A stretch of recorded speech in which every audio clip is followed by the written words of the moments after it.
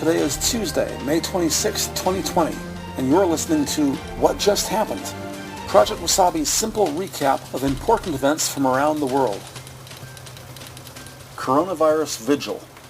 According to Johns Hopkins University, as of this morning, May 26, 2020, just the United States alone has lost a total of 98,223 innocent souls. That's 500 people just in the past 24 hours.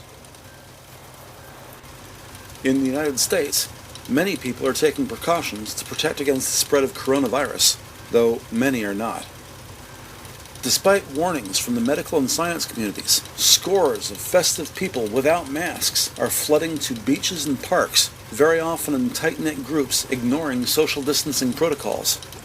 I'm just here just to have fun and meet everybody and just be cool, you know. I mean, everybody's got to go somehow, you know what I mean? I don't want to die, but if that's what God has in store for my life, then that's okay. My family has the same mindset as me, and we kind of just agreed that if we get it, we get it. We're going to handle it as a family and just get over it, because that's what family does. I mean, if he's not wearing a mask, I'm not going to wear a mask. If he's not worried, I'm not worried. The president? Yes, sir. When it's my time to go, it's just my time to go, I guess.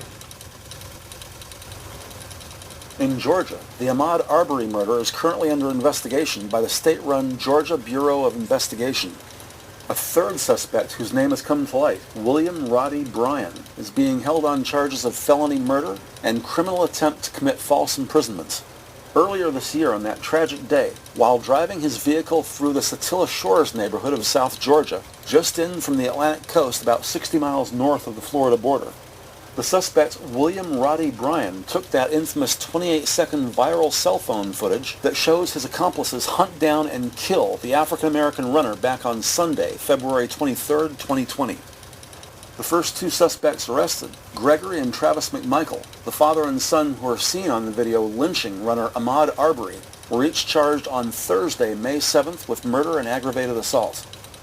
We'll report more as the story develops. Coronavirus, disease spread and prevention. New thinking is, although coronavirus can be transmitted through surfaces, it is more commonly transmitted when a healthy person inhales the virus from a nearby infected person.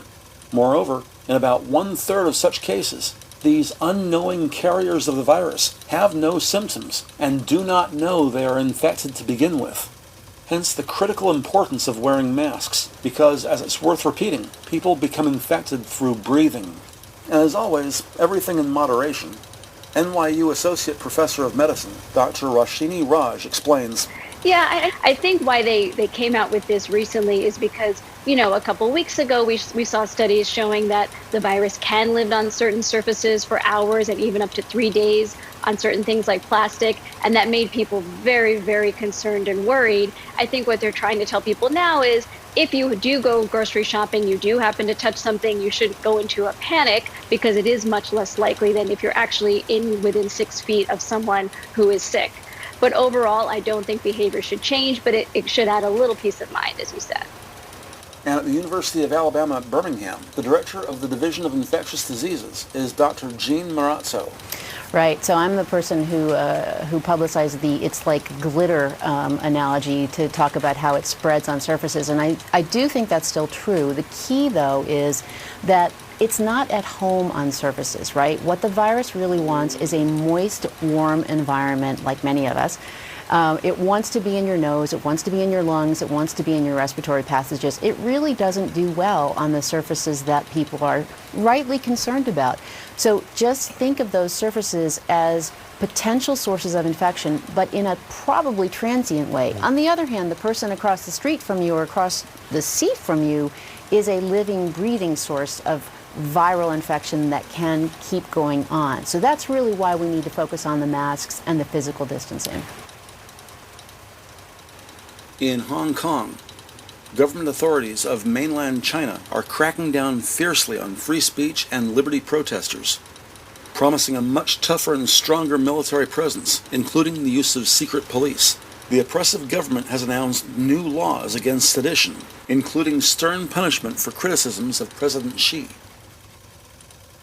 Citing an early May paper published in the Lancet Journal of Medicine showing people taking hydroxychloroquine were at higher risk of death and heart problems than those who were not, the World Health Organization says it will indefinitely suspend hydroxychloroquine testing from its global study of experimental coronavirus treatments. The World Health Organization's Director General Tedros Adhanom Ghebreyesus said the WHO will pause the hydroxychloroquine arm of its Solidarity Global clinical trial. Director General Ghebreyesus reiterates this pause is related to use of hydroxychloroquine or chloroquine specifically for the treatment of coronavirus, adding these drugs are acceptable treatments for people with autoimmune diseases and or malaria. Other treatments in the WHO's Solidarity trial, which are still being researched, include the experimental drug remdesivir, as well as an HIV combination therapy.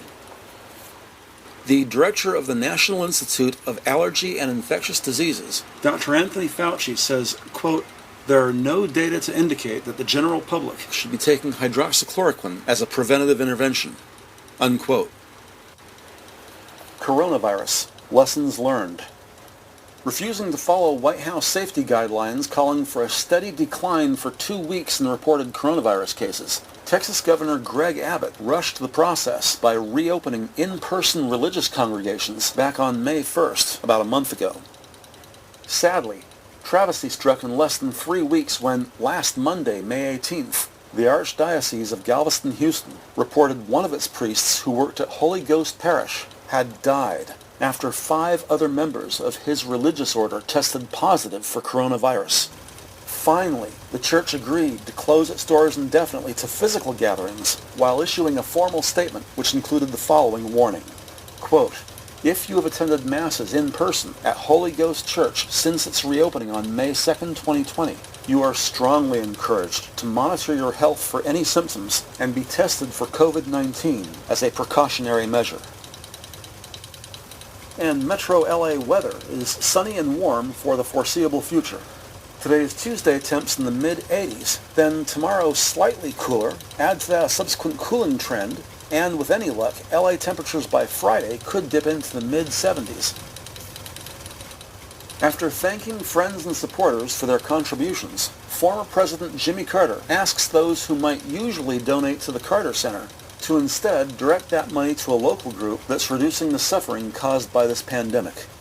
The former president from Plains, Georgia, writes, quote, "Each of us asks you to concentrate on the needs of your family, friends, neighbors, and all in your community.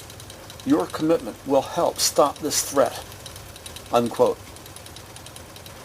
After Donald Trump threatened to withhold precious federal resources from flood-ravaged Michigan unless they reverse their vote-by-mail protocol, California Senator Kamala Harris, that West Coast state's former Attorney General, issued this informal statement.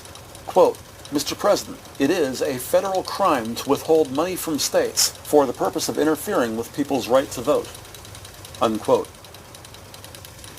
On Friday, the president declared houses of worship as essential services, zealously calling on governors to allow places of faith to open immediately, adding that he will, quote, "override the governors," unquote, who do not comply.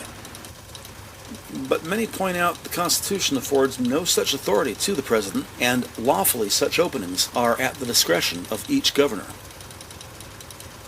Encouraging news for Democrats.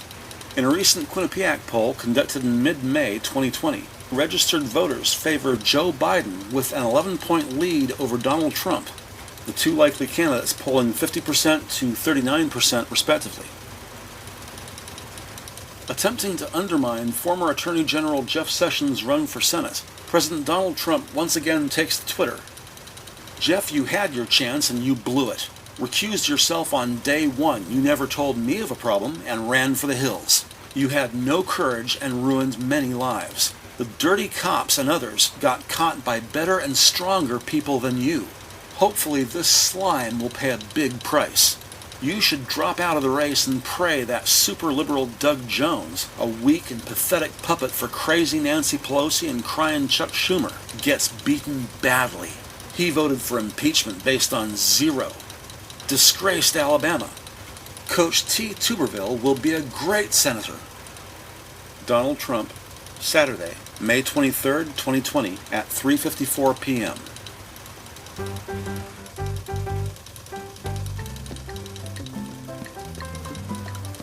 This Day in History.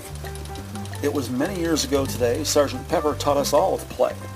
Celebrating the 53rd anniversary of its Parlophone label release, the legendary Beatles album, Sgt. Pepper's Lonely Hearts Club Band, first hit the stores in Britain on Friday, May 26, 1967, 1 week prior to its US release on June 2, 1967. Speaking of music icons, Fleetwood Mac vocalist Stevie Nicks celebrates her 72nd birthday today, and producer, songwriter, singer Lenny Kravitz turns 56. Did someone say singer? Best known as Marla Singer in the movie Fight Club, British actress Helena Bonham Carter turns 54 today. And on that note, Project Wasabi wishes them all a happy birthday. Want to get away from it all? Even for just a few minutes? May we suggest ProjectWasabi.com, a respectful nod to the law enforcement community. Project Wasabi features audio non-fiction documentary podcasts, as well as old-style radio drama based on classic TV cop shows such as Columbo, Streets of San Francisco, and Dragnet, to name just a few. ProjectWasabi.com. Except where otherwise noted, all programs are family-friendly, completely free of charge, and best of all, the good guys always win. You've been listening to What Just Happened, Project Wasabi's audible recap of significant events from around the world. On behalf of Project Wasabi, this is Bryan Newberry saying thanks for listening, and we'll talk to you soon.